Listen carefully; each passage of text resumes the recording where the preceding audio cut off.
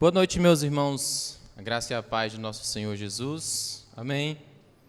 Com alegria nós estamos neste culto ao Senhor. Neste momento chegamos à hora, na hora de ouvirmos a palavra do nosso Deus.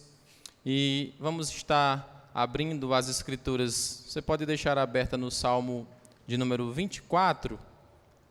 Nós estamos iniciando uma nova série de mensagens nesta noite, que tem por título Mordomos do Rei. E aí, no passar, meus amados irmãos, desta série, no decorrer dela, nós vamos estar aprendendo mais sobre esta doutrina que é bíblica, que é séria e que é totalmente clara e necessária na igreja, no reino, no povo de Deus. Diante disso, nós vamos entender mais sobre o nosso papel, não somente como igreja, mas o nosso papel como, de fato, seres humanos, como criaturas, porque a mordomia ela foi dada ao ser humano quando foi criado. E aí, diante, infelizmente, do pecado, esteve distorcendo isso. O homem, então, ao invés de administrar de forma sábia, de forma que glorifique a Deus, ele passa a estar, de certa maneira, destruindo aquilo que Deus mandou ele cuidar. E a igreja ela tem esse papel de resgatar a doutrina da mordomia cristã e de desfrutar e de viver ela cada vez mais, mostrando assim a restauração da imagem de Deus no homem, que ele nos criou para sermos mordomos do Rei. Então, queria que nós abríssemos no Salmo 24, você pode deixar aberto neste Salmo. Quero que nós leiamos, você sentado mesmo, mas com reverência ao Senhor, os dois primeiros versos apenas do Salmo de número 24, em que o salmista Davi, ele escreve este salmo e nos diz: Ao Senhor pertence a terra e tudo o que nela se contém, o mundo e os que nele habitam. Fundou-a ele sobre os mares e sobre as correntes a estabeleceu. Até aqui, meus irmãos, oremos mais uma vez ao nosso Deus. Pai, estamos neste momento, chegamos, Senhor, nesse momento do culto a Ti, em que ouvimos, ó Deus, a Tua palavra falar aos nossos corações. Teu Espírito Santo, Deus, que nós cremos, repousa em cada um daqueles que foram salvos e remidos pelo sangue de Cristo, e este mesmo Espírito que também trabalha no coração daqueles que também, Deus, ainda não alcançaram, ainda não tiveram um coração convertido a Ti. O Senhor trabalha em todos estes, ó Deus, segundo a Tua vontade. Então nós te pedimos que o Senhor fale aos nossos corações nesta noite, para a glória do Teu santo nome, em Cristo Jesus. Amém. Queridos, no ano de 1830, o ano de 1834, mais ou menos, claro que ele viveu antes disso, Ele nasceu em 1805 e morreu em 1898, mas talvez alguns de vocês já tenham ouvido falar do nosso querido missionário George Miller. Ele foi um missionário exemplar no reino de Deus, que esteve sendo fundamental, meus amados irmãos, em algumas nações, nos Estados Unidos, na China e entre outros. Foi um grande evangelista que esteve dirigindo, fundando orfanatos, meus queridos, e durante a sua vida, durante este seu ministério, de estar cuidando de dezenas, não somente de órfãos, mas de escolas também, assim como de departamentos de caridade, desempenhando um papel fundamental no reino de Deus.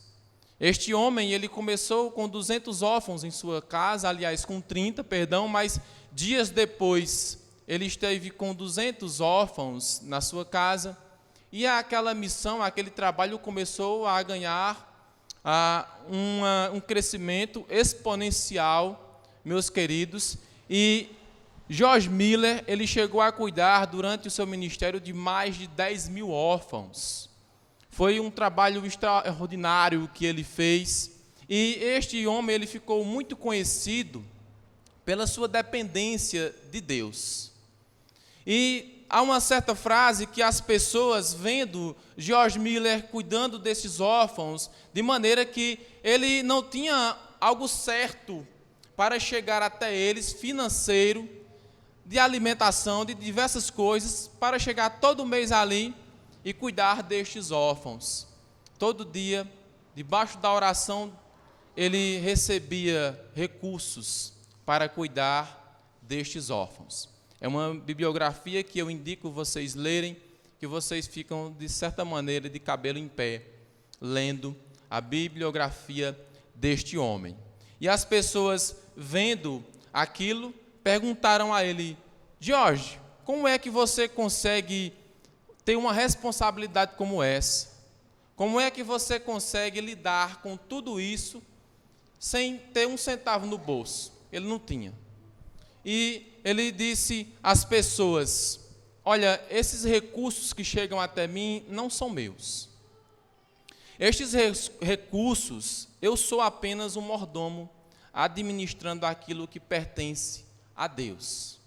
Foi o que George Miller respondeu para aquelas pessoas que se viam perplexas, abismadas, de fato, impressionadas com a maneira como George Miller estava conduzindo o seu ministério. Ele, debaixo de oração, chegava sempre aquilo que ele estava precisando na sua casa, e ele foi um mordomo exemplar daquilo que Deus colocou em suas mãos. Então, George Miller foi este homem, meus amados. Essa resposta, ela chega até mesmo a revelar, meus amados, algo que parece simples em nossas vidas, em nossos corações, mas que de fato, assim como é o empenho, a tarefa da palavra de Deus, de estar confrontando profundamente o nosso coração, nesse momento, nesta noite, a palavra faz isso conosco. Porque muitas vezes nós nos apossamos, meus queridos, das coisas, dos bens materiais, das coisas à nossa volta, como se de fato elas fossem literalmente nossas, dizendo sempre: é meu e é meu. O problema é que quanto mais nós repetimos, meus queridos, esta frase, meu e meu, mais nós somos levados a acreditar que de fato nós somos donos de alguma coisa.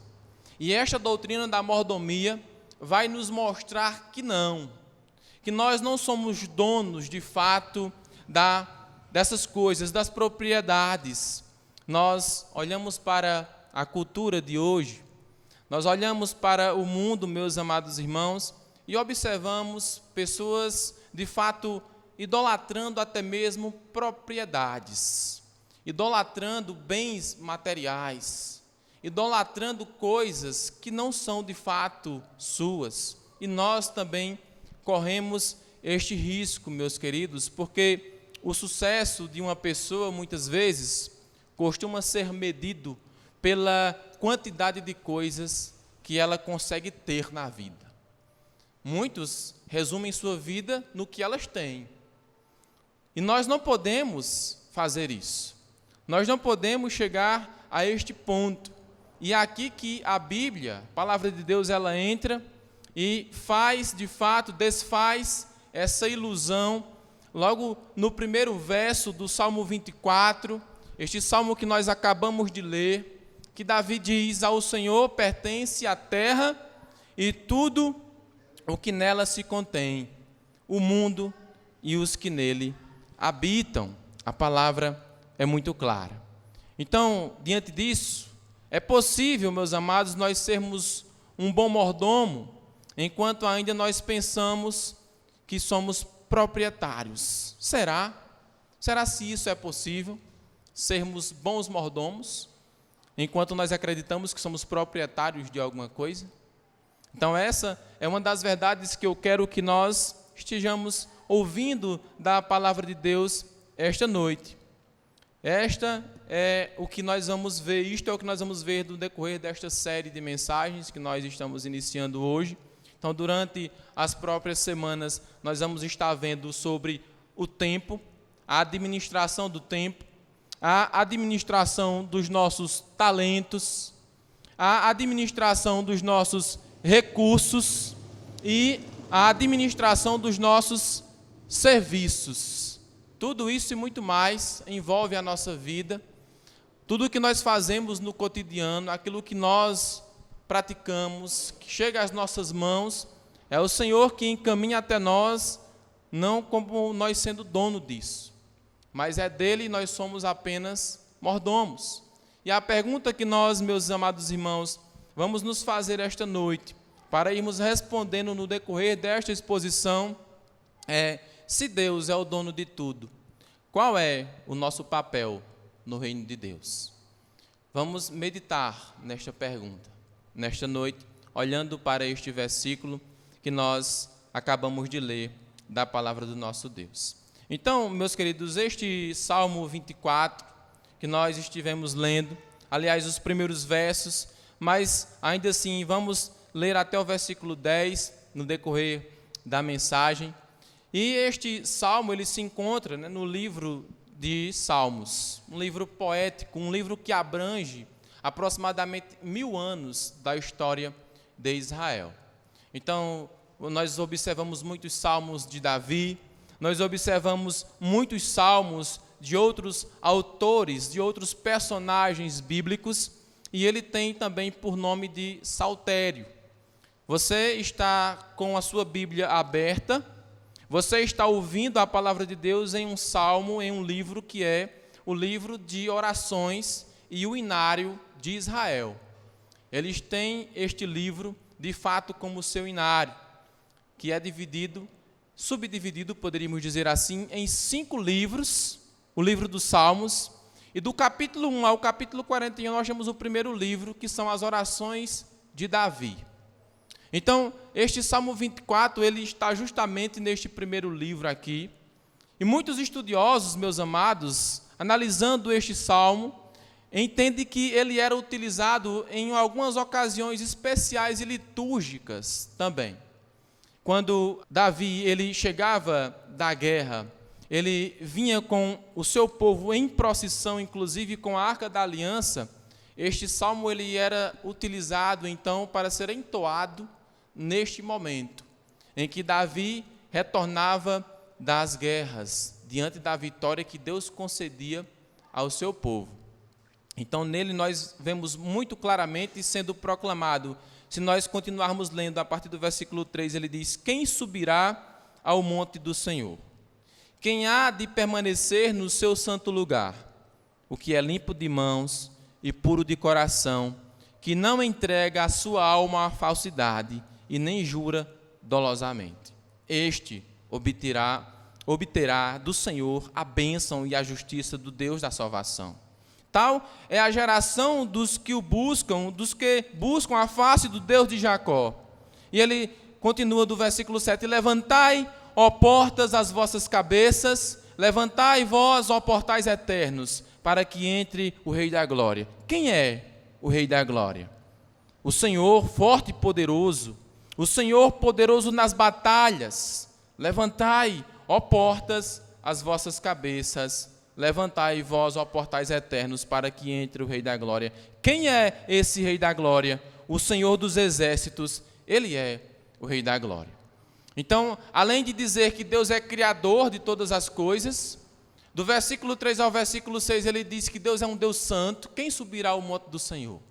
Aquele que é limpo de mãos e puro de coração. E ele também diz, nos versículos finais, que Deus, por ser Senhor, Senhor dos exércitos, Senhor de todas as coisas, ele tem o domínio de tudo, meus amados irmãos.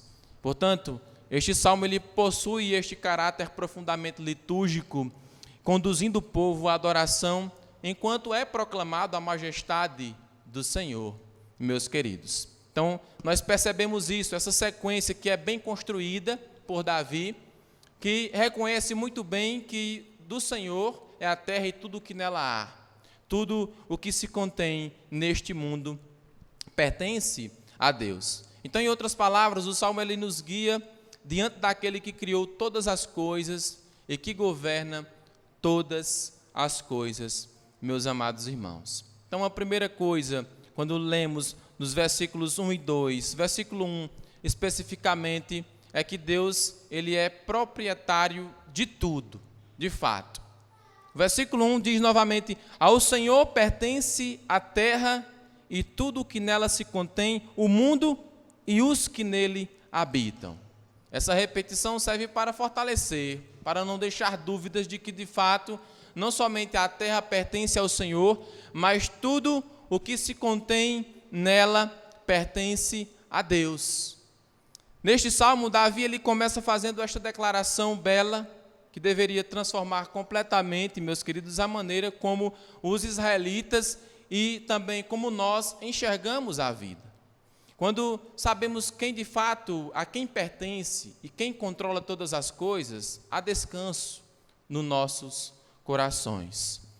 Davi afirma: o Senhor pertence à terra e tudo o que nela se contém, o mundo e os que nele habitam. Então, não é uma simples exposição, uma simples opinião pessoal de Davi, mas é de fato algo que Davi ele fala porque o Espírito Santo fala ao seu coração, porque Davi vê claramente o Senhor, que é poderoso nas batalhas, que conduz todas as coisas, um Deus como este. E Davi afirma o que as Sagradas Escrituras afirmam em muitos outros lugares dela, que de fato a Deus pertence a terra e tudo o que nela se contém. Essa afirmação, meus amados irmãos, era especialmente importante naquele contexto em que Davi vivia. Porque, como nós sabemos, as culturas têm os seus modos de pensar, têm as suas crenças, e a cultura antiga acreditava em deuses territoriais. Temos o deus Baal, temos o deus Astarote, temos várias outras divindades locais, os deuses que habitavam nos montes, os deuses que habitavam nos rios, deuses territoriais e nacionais também, eles acreditavam naquele momento. Então os povos vizinhos criam nisso, que havia esses deuses, mas Davi, ao afirmar isso, meus amados irmãos, ele está deixando muito claro que o Deus de Israel não é Deus de apenas uma pequena terra ou um pequeno povo. Davi deixa bem claro que do Senhor pertence todas as coisas, não apenas uma simples região, não apenas um simples pedaço de terra, mas toda a terra, todo o universo.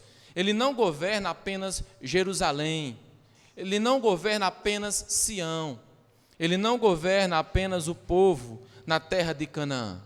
Davi rompe completamente com esta mentalidade da cultura antiga, destes deuses territoriais que existiam. Ele diz: olha, além de só existir um Deus, ele criou todas as coisas. Ele não somente é o dono de todas as coisas, ele está em todos os lugares. Não existe um único lugar neste universo, meus amados irmãos, que esteja fora do domínio de Deus. E ao estar escrevendo isto, eu me lembrei da frase de Abraham Kuyper, que ele diz assim: olha, não há um centímetro quadrado em todo o domínio da nossa existência sobre o qual Cristo, que é o soberano de todos, não possa gritar: é meu. Cristo é esse dono, criador de todas as coisas. Então esta verdade, meus irmãos, ela confronta diretamente os nossos corações. Possivelmente erros que possam haver, e ao longo da história passou a fazer parte da mentalidade de Israel. Muitos judeus, eles acabaram agindo, meus irmãos, como se Deus ele fosse apenas o Deus de Israel, de fato.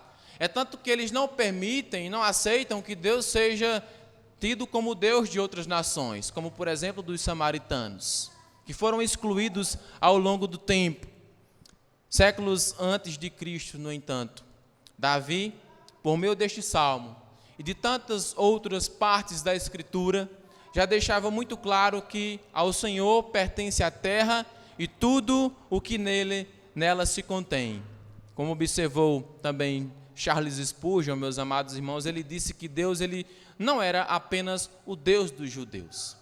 Este salmo ele deixa claro que, segundo Spurgeon, o Senhor, ele é o Deus de todas as nações e de todos os povos, ainda que estes não reconheçam, mas Deus é Deus, e ponto final. O pecado que distanciou isso, que criou esta brecha, de fato, esta separação, mas nós sabemos que as Escrituras deixam muito claro quem Deus é. E isto muda completamente esta forma de nós entendermos a nossa existência. As culturas antigas que defendem estas posições, meus queridos irmãos, nós muitas vezes, atualmente, contemporaneamente, vivemos como se nós fôssemos donos também de algum pedaço de terra ou de alguma parte deste mundão de meu Deus. Nós não somos autônomos, é o que nós percebemos com esta escritura, com esta palavra. Nós não somos independentes, meus irmãos. Embora o homem queira ser independente, seguir com seus próprios passos, criar suas próprias regras, assumir, conquistar o que lhe der na telha, não é assim que funciona. Nós não somos senhores, inclusive, de nossa própria vida. Nós pertencemos a um Deus que comanda, que conduz, a quem pertence todas as coisas. É o que a palavra deixa muito claro. Então, diante disso, nós existimos porque Deus quis. Nós respiramos porque Deus nos sustenta a nossa vida diariamente. Ele é quem permite que respiremos. É o Senhor quem nos dá vida e faz com que nós continuemos existindo apenas enquanto Ele determinar. Porque não somente todas as coisas materiais pertencem a Ele, como o nosso próprio fôlego de vida pertence ao Senhor. Então, muitas vezes, a linguagem do nosso dia é de propriedade, de fato. Olhando para as coisas como se fossem propriedade nossa, parte nossa, como até se nós tivéssemos criado aquilo. Mas nós chegamos a dizer, este é meu carro, esta é minha casa, este é meu emprego, este é meu tempo, esta é minha vida, eu faço com ela o que eu quiser. Mas o texto ele vai nos guiando para um reconhecimento muito claro, meus irmãos, e claro, juntamente com outros textos que inclusive vamos ver no decorrer dos demais domingos, que não é assim que funciona. Evidentemente, claro, deixo aqui isso esclarecido, não há problema em nós usarmos estas expressões de que é meu no sentido comum da linguagem, como de fato nós fazemos. Eu estou indo para a minha casa, não há problema nenhum nisso. O problema surge quando nós, meus irmãos, passamos a acreditar que nós somos os proprietários absolutos destas coisas. E aí, nós passamos a estar cuidando desordenadamente dessas coisas que o Senhor colocou em nossas mãos. Quando nós nascemos, nós não trouxemos nada para este mundo, ou trouxemos. Quando nós morremos, nós também não levamos nada para este mundo, para o outro mundo, ou levamos. Pelo menos os faraós pensavam isto, e porque quando morriam, criavam aquelas pirâmides enormes para serem seus túmulos e colocar ali as suas riquezas, mas eles não conseguiam levar. Era o que eles pensavam, mas bem já disse Jó, no capítulo 1, versículo 21. Nu saí do ventre da minha mãe, e nu eu voltarei. Bem disse Paulo em Timóteo 6,7, que porque nada nós temos trazido para este mundo, nem coisa alguma nós podemos levar dele. Se alguma coisa de fato fosse nossa, por propriedade, por criação, talvez nós levaríamos. Mas isso serve para deixar bem claro que não, nós não levamos, não nos pertence. Se nós não trouxemos nada, meus amados irmãos, como nós podemos dizer, que vamos levar alguma coisa? Nós somos apenas administradores daquilo que pertence ao Senhor. Que sempre possamos repetir isso nas nossas vidas e no nosso dia a dia. Porque quanto mais entendermos isso, esta doutrina, esta posição das Sagradas Escrituras, melhor viveremos. Melhor administraremos aquelas coisas que Deus nos confiou. Então percebam, meus queridos, que essa mudança ela atinge todas as áreas da nossa vida. A doutrina da mordomia faz isso. Atinge todas as áreas da nossa vida. Meu tempo deixa de ser apenas meu tempo. Aquilo que eu considero meu deixa de ser particularmente somente meu. Minha profissão deixa de ser apenas a minha profissão. Meu trabalho, como nós estudamos nesta manhã, o meu emprego, que há uma diferença, deixa de ser apenas meu trabalho ou meu emprego. Minha casa deixa de ser apenas um patrimônio qualquer. Tudo passa a ser visto, meus amados irmãos, como uma dádiva vinda diretamente de Deus. E aí a gratidão aumenta. E aí a responsabilidade aumenta. E aí, meus amados irmãos, nós exaltamos mais ainda ao Senhor. É exatamente por isso que é tão importante a mordomia cristã, que deve começar nos nossos corações. Então, para sermos fiéis com os nossos recursos, meus irmãos, nós precisamos reconhecer que Deus, Ele é o verdadeiro dono de todas as coisas. Isso é bem claro. Então, enquanto nós não enxergarmos isso, ou enxergarmos que é nossa propriedade, sempre acharemos que estamos fazendo apenas um favor a Deus. Quando, na verdade, nós deveríamos achar e ter a certeza que estamos servindo a Ele, contribuindo, oferecendo o nosso tempo para administrar aquilo que Deus colocou em nossas mãos. Então, quando eu compreendo que tudo pertence ao Senhor, eu percebo, meus irmãos, que servir, que ofertar, que dedicar a minha vida, que tomar de conta de alguma coisa, não é um favor qualquer que eu faço a Deus, é uma responsabilidade como mordomo fiel que eu devo ser das coisas de Deus. Davi, ele não apenas afirma que Deus, ele é o proprietário de todas as coisas. Davi, ele vai mais além, e a próxima pergunta que nós podemos fazer diante disso é: por que Deus, ele pode fazer essa reivindicação? Ele não está sendo mesquinho, não. Está querendo tudo para ele. Por que é que Deus tem esta autoridade de fazer isso? É o que nós vemos a seguir. Deus, ele é proprietário porque ele é o Criador de todas as coisas. Então, o versículo 2 vai dizer: fundou-a ele sobre os mares e sobre as correntes a estabeleceu.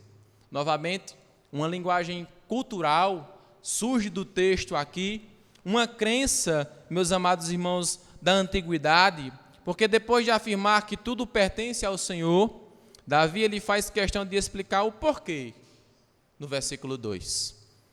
Nós lemos o versículo. Então, percebam que Davi, ele apresenta a razão da propriedade de Deus. Por que Deus é proprietário? Porque ele é criador. Então, a doutrina da criação, do Deus criador, é muito importante. A terra pertence a Deus porque foi ele quem criou. E eu acredito que nenhum crente tem dúvida disso. O primeiro versículo das Sagradas Escrituras começam, inclusive, com Deus, dizendo que ele criou todas as coisas. No princípio, criou Deus os céus e a terra. Então, foi ele quem criou. Seu direito sobre a criação não é algo arbitrário, que ele toma de alguma outra pessoa ou de algum outro ser. Não. Antes de todas as coisas só existia ele, e ele cria todas as coisas. Então não é arbitrário, é um direito fundamentado na própria obra da criação de Deus, meus irmãos. Quando Davi, ele diz que Deus fundou a terra sobre os mares, né, e sobre as correntes a estabeleceu, nós observamos que há aqui a utilização de Davi de uma linguagem conhecida no Oriente Antigo, em que uma crença antiga, meus amados irmãos, eles pensavam que nos mares, inclusive existia o Deus dos mares, existe até uma lenda antiga de que Baal, ele derrotou o Deus dos mares. Então os cananeus, eles tinham Baal como seu Deus supremo, que derrotava outras divindades.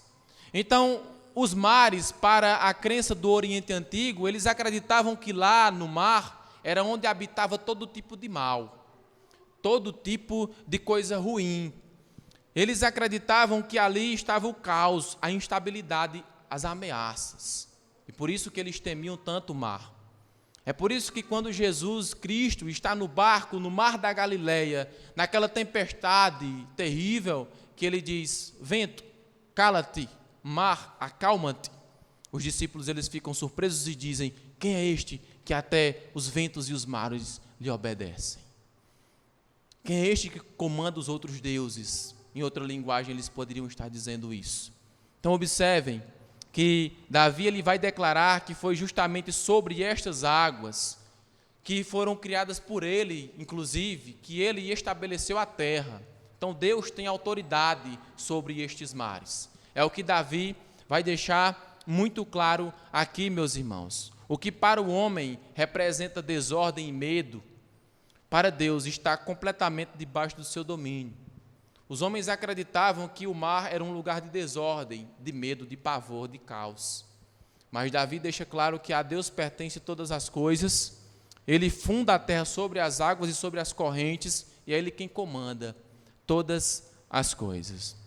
Então, o comentarista Tremper Longman, ele observa que, diferentemente das nações, das narrativas pagãs da criação, nas quais os deuses eles precisavam lutar um contra o outro para ganhar territórios, eles acreditavam nisso. Ele vai reconhecer aqui que o universo, no Salmo 24, apresenta um Deus que simplesmente estabelece, meus irmãos, a terra pelo seu poder soberano sobre estas coisas. Então, diante disso, ele diz que não há uma disputa entre divindades, pois a criação existe porque Deus assim determinou, porque Deus a criou. Porque Deus, Ele é o supremo criador de todas as coisas e é Ele quem comanda, meus amados irmãos. Então, essa é uma verdade que muda a maneira de nós enxergarmos a vida também. Porque os homens tinham medo do mar, inclusive de entrar nele para pegar seus peixes, para conseguir comida, alimento. Inclusive, eles achavam que os deuses retinham de fato quando a pesca era má, muitas vezes. Mas quando Davi diz que Deus ele governa sobre todas as coisas, vejam, não há por que ter medo. E quando eu adquiro algum alimento vindo dali, foi Deus quem deu. Foi Deus quem providenciou. Foi Deus quem estabeleceu. Meus irmãos, essa verdade, ela percorre as Escrituras como um todo. E aí, nós podemos ver que em Gênesis 1:1, como eu disse, já diz que no princípio criou Deus os céus e a terra. João 1, versículo 3, afirma que todas as coisas foram feitas por Ele, por intermédio de Cristo Jesus. As Escrituras ainda dizem em João 1:3, aliás, em Colossenses 1:16, que em Cristo foram criadas todas as coisas. Vejam, ela segue afirmando isso claramente para que não haja dúvidas. E o autor dos Hebreus fala no capítulo 1, versículo 3, que Cristo, Ele tudo subsiste por meio dele. Então as Escrituras vão além, expandem a narrativa, não apenas fica na narrativa qualquer, mas afirmando que Deus é o Senhor de todas as coisas, que Ele sustenta todas as coisas pela palavra do seu poder. Nós não estamos jogados ao acaso, meus amados irmãos.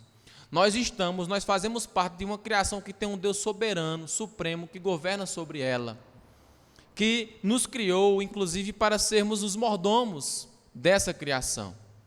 E aí, diante disso, Charles Spurgeon, ele vai dizer que a criação e a providência são como dois selos na Escritura da propriedade de Deus. Quem construiu a casa e continua sustentando ela, seus alicerces é, sem sombra de dúvidas, o seu verdadeiro dono. E assim é Deus. Ele criou todas as coisas, não como o deísmo afirma, que Ele deixou de lado, abandonou, deu corda no relógio, deixou funcionando e foi embora. Mas nós somos daqueles que reconhecem que Deus ele não só criou, mas Ele continua sustentando. De maneira que se Deus tirar a mão da obra da criação de sustentá-la, todas as coisas deixam de existir. O Senhor, Ele é poderoso, meus irmãos. Moisés, ele advertiu Israel exatamente sobre este perigo, esta mentalidade que as nações antigas tinham, inclusive. Ele vai falar em Deuteronômio, capítulo 8, ele vai dizer assim, olha, não digas, pois, no teu coração, a minha força e o poder do meu braço me adquiriram estas riquezas. Ele vai dizer, antes te lembrarás do Senhor teu Deus, porque é Ele o que te dá força para adquirires riqueza. Então não é na força do nosso braço que nós conseguimos as coisas, que nós conseguimos emprego, que nós adquirimos posses. É Deus quem nos dá as condições, né, Flávio? Glória a Deus por isso, meus irmãos. E o Senhor é este Deus maravilhoso. Então, quando nós esquecemos, meus amados, o Criador, nós passamos a agir como se nós fôssemos criadores da nossa própria história. E diante disso entra um perigo que é o orgulho. E o orgulho sempre nasce quando nós perdemos de vista a soberania de Deus. Devemos ter cuidado como nós temos administrado as coisas que estão em nossas mãos. Nossos trabalhos, nosso tempo, nossas conquistas, para que o orgulho não tome de conta de nós e já não dizemos não a Deus, e já vemos dizer não a Deus. Por isso, a mordomia cristã ela é tão importante e deve começar com humildade. O mordomo humilde, fiel, ele reconhece que nada possui nas suas mãos, que nada é produzido independente de Deus. Pelo contrário, tudo vem de Deus, tudo procede de Deus. E ele vai administrar fielmente. Me lembro de uma frase que um certo pregador disse, olhando para a camisa dele, ele disse, olha, nem o botão dessa camisa aqui é meu. E quando, embora nós possamos pensar, nossa, que pensamento radical, melhor é pensar isso do que pensar que tudo é meu, ou de que alguma coisa é minha, de que alguma coisa procede das nossas mãos. Se Deus é o proprietário de todas as coisas, fica uma segunda pergunta. Qual é, afinal, o nosso lugar dentro da criação? Para que é que eu estou aqui se nada é meu? Porque o ser humano movido pelo pecado, ele deseja conquistar as coisas, ele deseja ter, de fato. O orgulho toma de conta, ele fica triste porque não tem coisas, e aí o orgulho vai tomando de conta da sua vida, e é por isso que nós chegamos neste terceiro e último ensinamento deste texto, desta leitura. O nosso lugar na criação é de mordomos, é de administradores, é de despenseiros de Deus. A linguagem do Novo Testamento é despenseiros. Então, depois de afirmar, meus amados irmãos, que tudo pertence ao Senhor e que esse direito está fundamentado na criação, Davi nos leva ainda de maneira implícita a uma pergunta inevitável que nós fizemos, né? Essa daqui, qual é afinal o nosso lugar dentro da criação?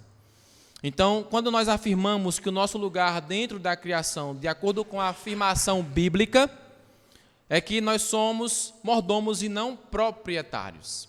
Então, o que é um mordomo? Um mordomo, no mundo antigo, ele era justamente alguém encarregado de administrar os bens do seu senhor, e todos os bens. Quando nós lembramos disso daqui, eu não sei se vem na mente de vocês um personagem das Sagradas Escrituras do Antigo Testamento, que foi interpretado já nos cinemas, nos streamings, está lá atrás na foto ali no slide, que é José do Egito.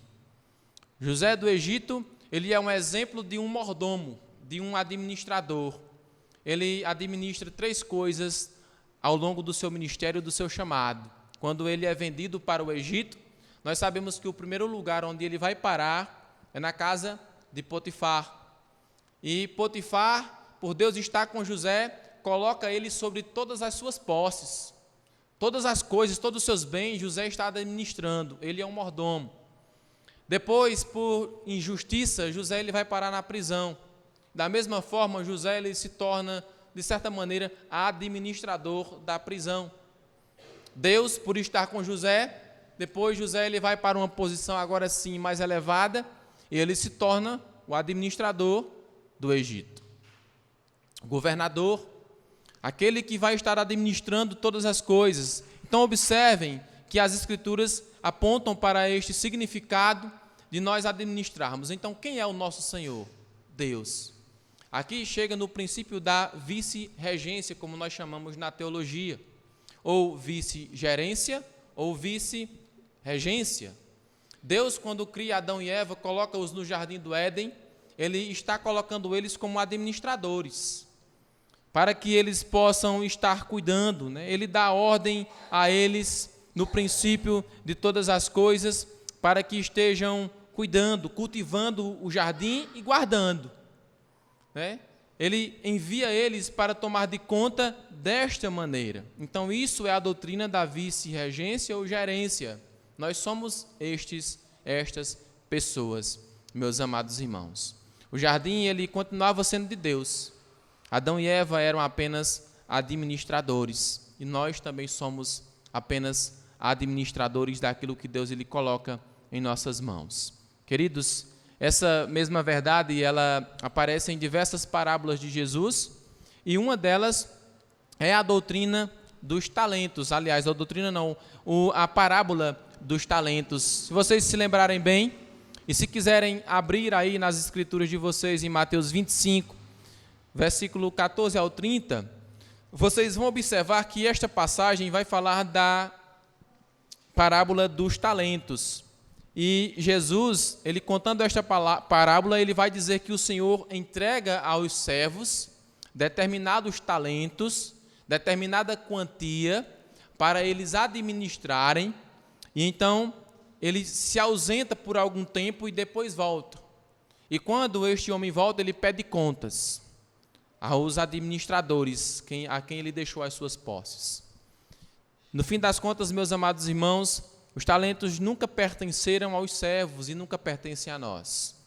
Pertencem ao Senhor, e eles foram avaliados, e nós seremos avaliados de acordo com como nós temos administrado os talentos que Deus dá a nós, coloca em nossas mãos.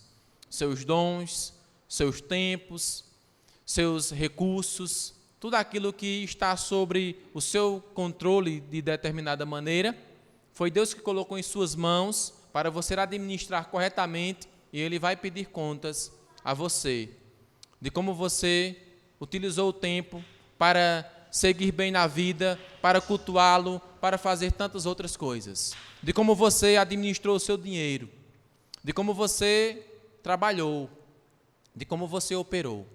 Esta é a doutrina da mordomia cristã, de maneira mais geral, estamos vendo hoje neste domingo, e aí vamos avançando nos demais. Então, por isso, nós devemos administrar as coisas, meus amados irmãos, sob as quais Deus nos colocou de maneira fiel. O versículo 4 do capítulo 24 diz algo parecido, interessante, né? Quem subirá ao monte do Senhor? Antes vai dizer, e ele vai responder: aqueles que são limpos de mãos e puros de coração, que não entregam a sua alma à falsidade, nem jurando dolosamente ou enganosamente. Que nós possamos ser administradores daquilo que Deus colocou em nossas mãos, que são, de fato, puros de coração. Que tudo aquilo que chega em nossas mãos, que reconheçamos que foi Deus quem nos deu, que colocou em nossas mãos, e que venhamos administrar com pureza nos nossos corações, com uma vida santa, com uma vida fiel, com uma vida que glorifica a Deus. E aí sim, cada vez mais, Deus ele tem prazer em aumentar os talentos que estão em nossas mãos. Então, tudo aquilo que Deus colocou em nossas mãos deve ser administrado, meus irmãos, com fidelidade, porque será apresentado diante dele no último dia. O Senhor cobrará contas, nós prestaremos contas ao Senhor. É por isso que, queridos, a mordomia ela é muito maior do que nossos bens, do que nós talvez possamos pensar em recursos financeiros, ela vai além disso. Recursos financeiros, bens, é apenas uma parcela da mordomia, é maior. Então é justamente aqui que o Evangelho confronta o nosso coração. Porque, meus amados irmãos, nós queremos ser donos, o pecado nos leva a isso. Um dia o Senhor pedirá contas da nossa administração, e o que Ele procura não é sucesso aos olhos do mundo, porque muitas vezes é o que nós queremos ter. Administrar de certa maneira que nós sejamos reconhecidos pelo mundo, mas muitas vezes agindo até de certa maneira de forma errada, e isso não significa ter fidelidade aos olhos da palavra de Deus. Então, acima de querer ter sucesso aos olhos do mundo, queira ter fidelidade aos olhos da palavra do Senhor, meus irmãos. Um dia, o Senhor, repito, nos pedirá contas da nossa administração. Então, nós queremos ser donos de muitas coisas, queremos controlar as coisas, queremos decidir sozinhos. Achamos que podemos viver conforme a nossa própria vontade, determinar as nossas regras, queridos, mas o Evangelho nos chama a abandonar a falsa autonomia, a abandonar a falsa aquisição e reconhecer que nós pertencemos ao Senhor juntamente com aquilo que está nas nossas mãos. 1 Coríntios, capítulo 4, versículo 2, Paulo vai dizer: ora, além disso, o que se requer dos despenseiros, uma palavra também para mordomos, para administradores, é que cada um deles seja encontrado fiel. O que Deus quer de mim e de você é que sejamos encontrados fiéis quando Ele voltar, no último dia. Amém? Então, concluindo, meus amados irmãos, nós chegamos ao final desta primeira mensagem, com isto em mente, que nós precisamos voltar também a essa pergunta do início que nós começamos com ela. O que George Miller havia compreendido que transformou completamente a sua vida a sua maneira de viver? O que ele viu, com quem ele aprendeu, o que aconteceu para que ele vivesse desta maneira? Nós entendemos que ele havia entendido que nada lhe pertencia. Aqueles órfãos, aqueles recursos que chegavam às suas mãos, eram coisas que Deus enviava para ele cuidar, para ele administrar. E ele entendia que deveria cuidar da forma mais fiel e zelosa possível, de maneira que Deus sempre o surpreendia. Teve um episódio que eu me lembro, eu fico até fascinado, que ele estava com aqueles 200 órfãos na mesa de café da manhã, com os pratos vazios e cada um dos órfãos com os talheres nas mãos. Eles disseram: Senhor George Miller, o que nós vamos comer hoje? Ele disse: Deus providenciará. Deus proverá, meus filhos. Vamos orar. Senhor, nós te agradecemos pelo alimento sobre a mesa, agradecemos pelo teu cuidado. Em nome de Jesus, amém. Quando eles pararam de orar, o leiteiro da rua que ia passando, e a carroça deu problema, ele bateu na porta. Senhor Miller, eu ouvi dizer que aqui tem uns órfãos, e a minha carroça de leite deu problema ali, com os pães que eu ia levando, e eu não posso desperdiçar. O senhor quer? Ele disse: eu estava esperando. E eles tomaram café naquela manhã. Isso é um exemplo das diversas coisas que ele passou, de providência de Deus. Um homem que soube administrar aquilo que Deus colocou nas suas mãos. Então, se formos honestos, nós teremos de admitir, meus irmãos, que é verdade. Muitas vezes as nossas mãos não foram limpas e que o nosso coração não foi puro com as coisas do Senhor. Como temos administrado aquilo que Deus colocou em nossas mãos? Que reflitamos sobre isso, meus queridos, e estejamos atentos à palavra de Deus. Que olhemos para Cristo, porque, embora nós tenhamos e muitas vezes falhemos nesta administração, não sendo perfeitos de mãos, não sendo limpos de coração, houve um que foi Cristo Jesus. E é somente, queridos, para finalizar com este slide, é somente unidos a Cristo que nós deixamos de viver como proprietários orgulhosos e passamos a viver como mordomos fiéis. Cristo nos dá essa capacidade, se olharmos para Ele e se confiarmos nele. Amém? Glória a Deus pela sua palavra.